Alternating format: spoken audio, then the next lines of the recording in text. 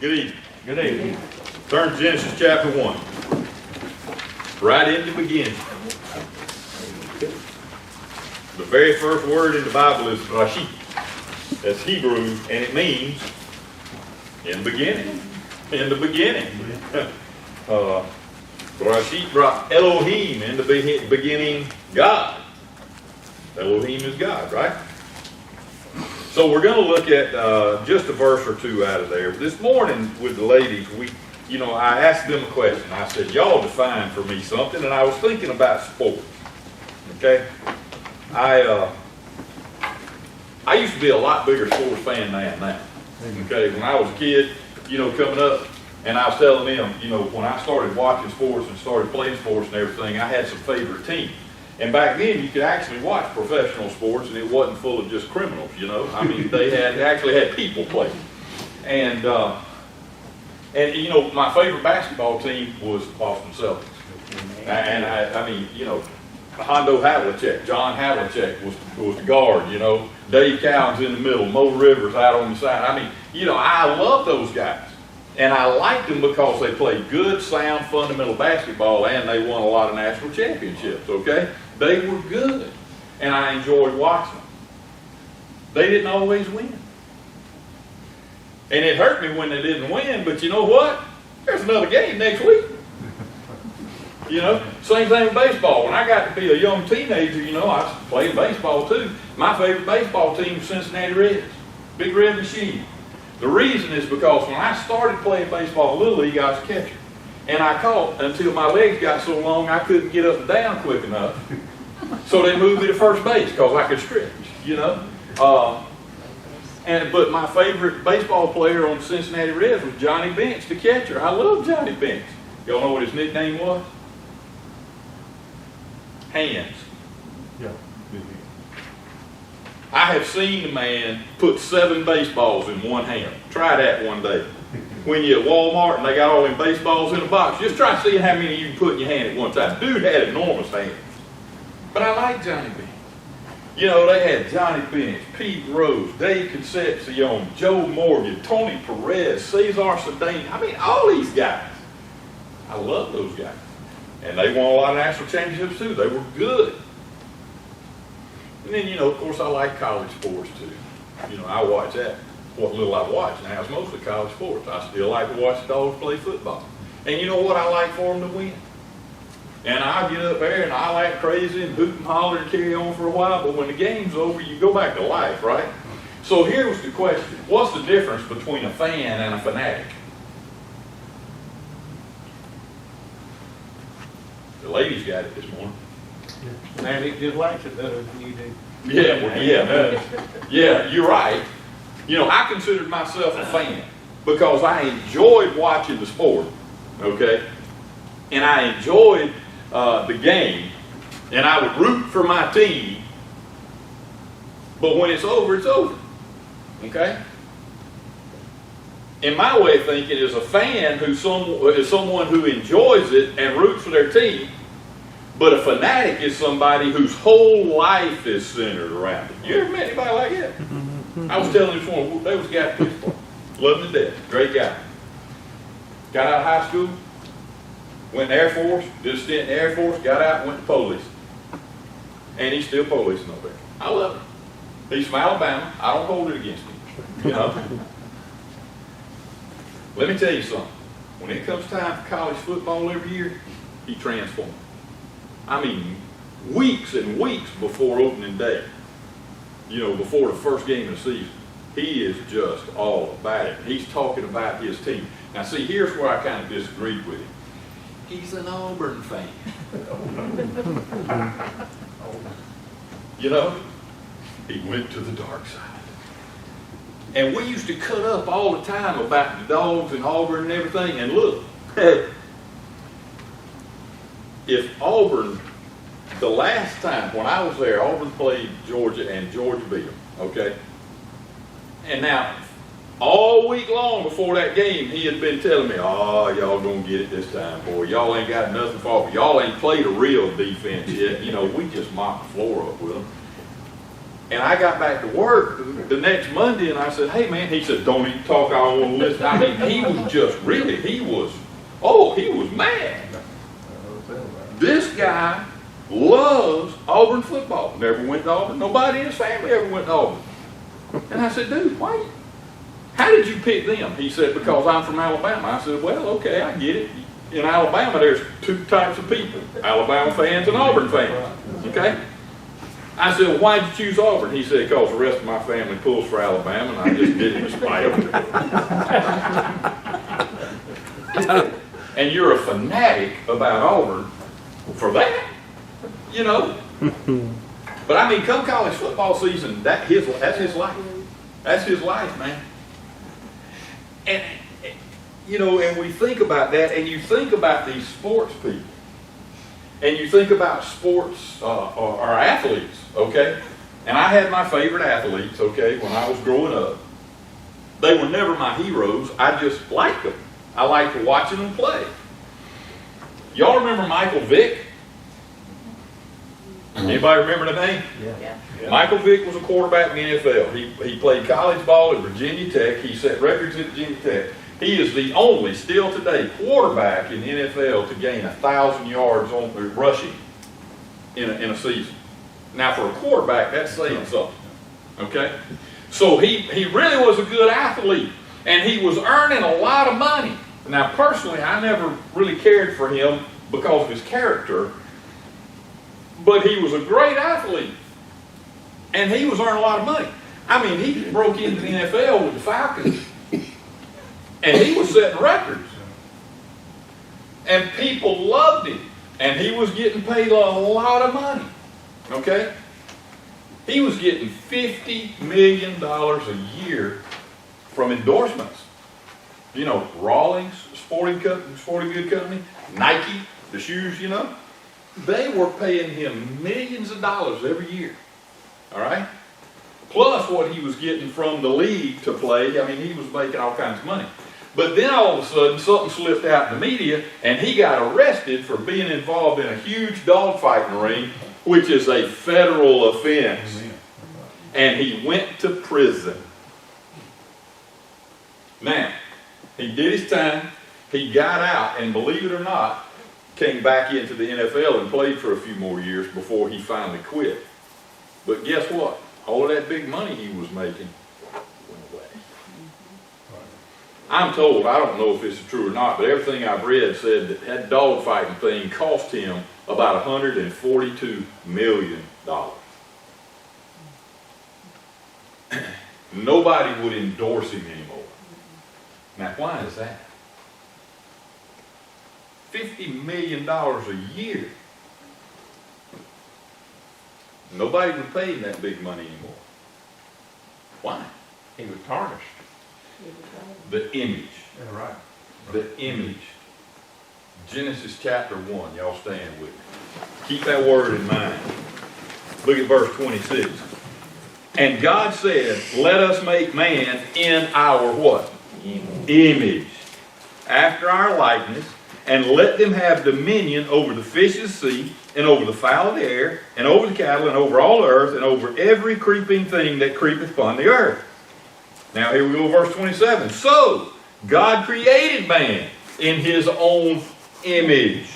In the image of God created he him, male and female created he them. And God blessed them, and God said unto them, be fruitful, and multiply, and replenish the earth, and subdue it. God made man in his image. Have you ever heard this? Image is everything. Folks, for a Christian, that's very true. That is very true. Let's pray. Father, I pray that you would help us understand your word. Help us to learn from it.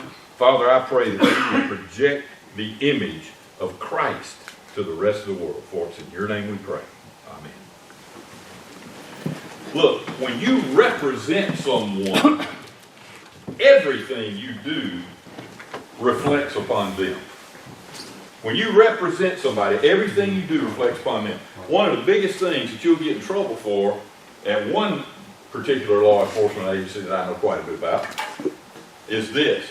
You do anything, even if you're off duty, that reflects poorly on that department, and you are in trouble. Big time you're in trouble, okay? They have all kinds of things in the policy and procedure about, they call it moral turpitude, okay? You do something immoral and get caught at it, and your name hits the paper, and they find out, and they will say, oh, this is a cop, and he works here. You're done. Because it reflects poorly upon the agency, right? As an officer, you represent your agency.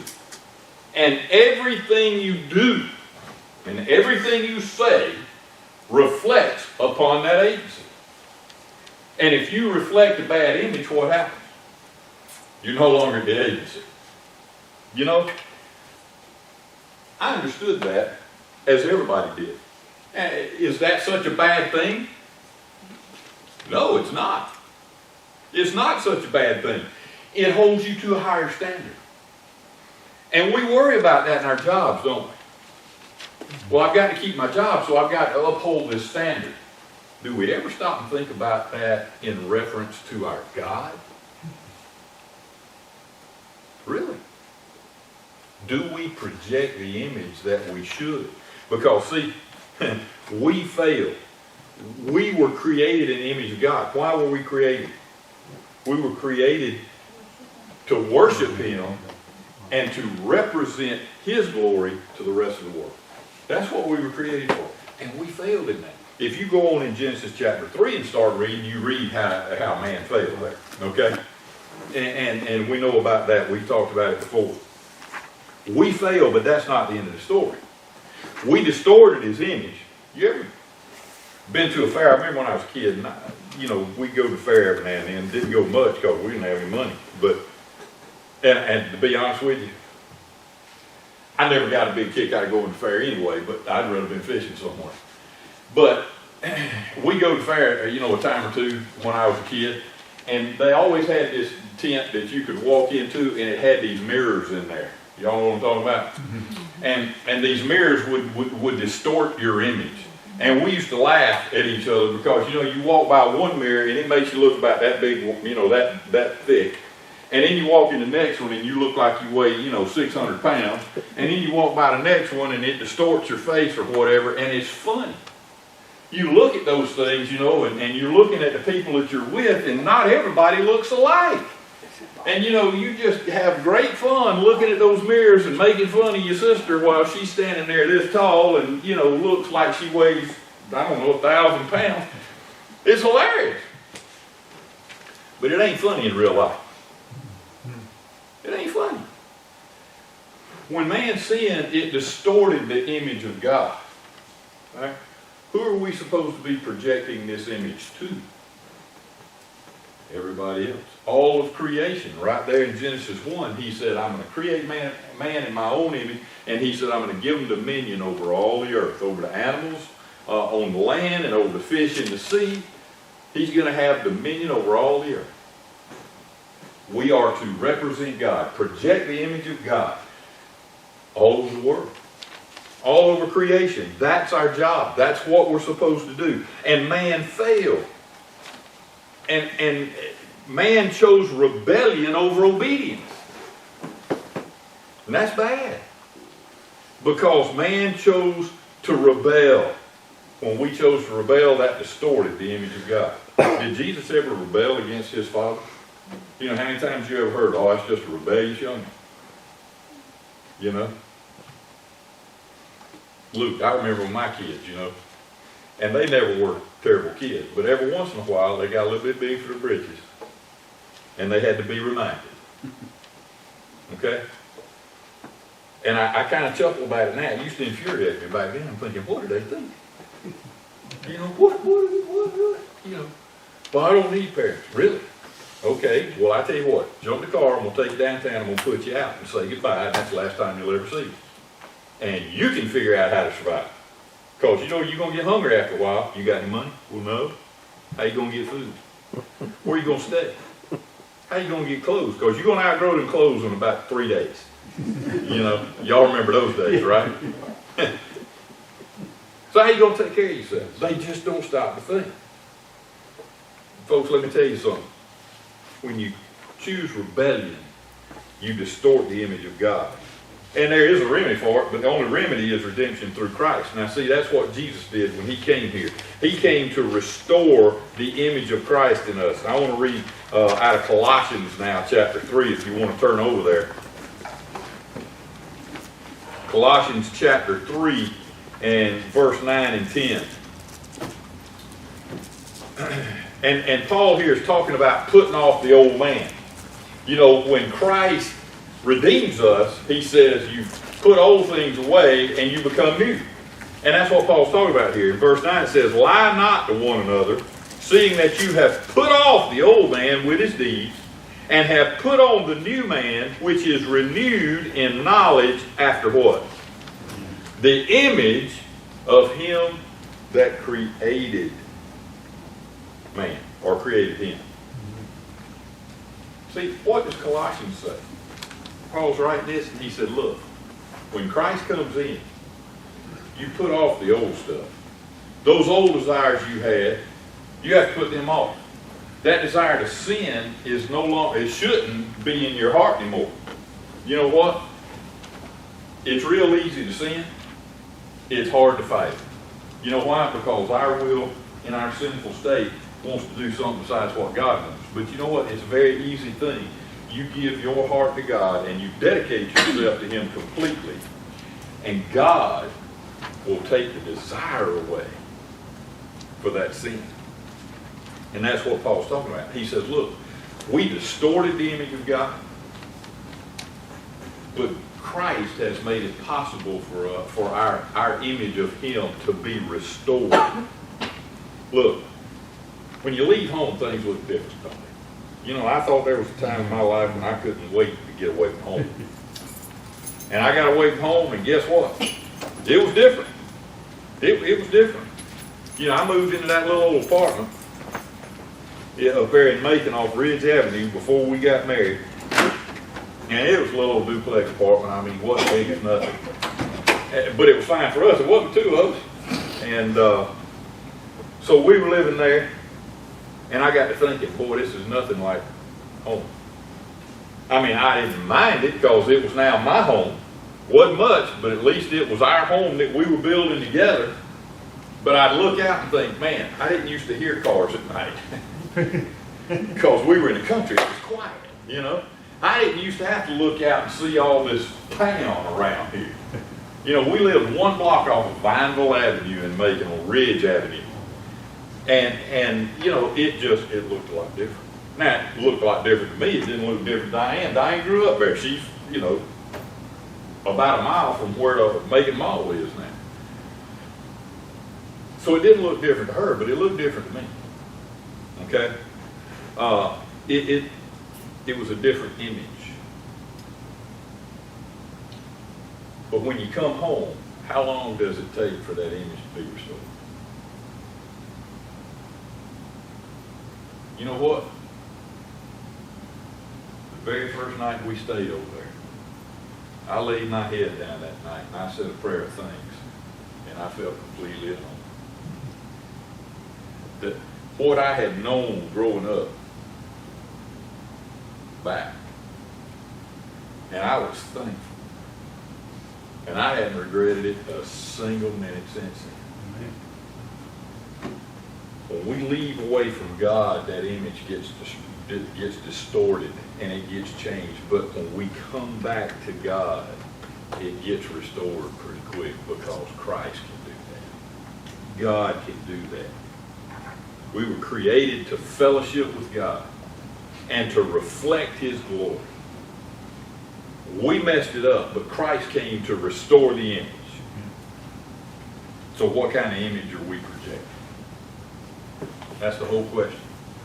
Are we projecting the glory of God? I wish I could tell you that I did every day, but I can't say that. None of us can. The good news is that we can be restored. And that's what we need to be letting people out there. Comments? Questions? Not very long, but a good question to ask. See, these are questions that I ask myself all the time. I think we have to as Christians. We have to be what God wants us to be. We have to ask these questions. All right, let's get our